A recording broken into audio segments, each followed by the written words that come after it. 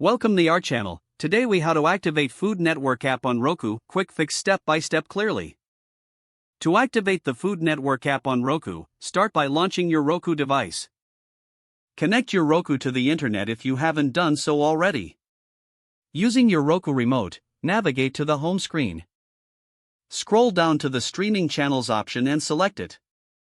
In the channel store, search for the Food Network app. Once you find it, select the app and choose the Add Channel option. Wait for the app to download and install. After installation, return to the home screen. Locate the Food Network app and open it.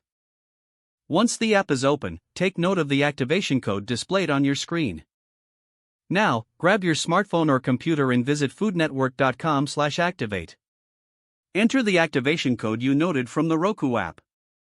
Choose your TV provider from the list and sign in with your credentials. Once signed in, you may be prompted to confirm your activation. Return to your Roku device. Your Food Network app should now be activated, allowing you to watch your favorite shows.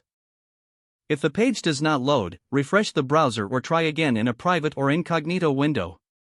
Make sure you are using the correct email address, then retype it carefully to avoid small typos. If your password is not accepted, use the reset option and create a new strong password you can remember. Check your spam folder for verification or security emails, then complete any requested confirmation steps. Enable two-factor authentication if available to improve account security and reduce unauthorized access risk. After signing in, review your profile details so your contact information and settings are accurate and current.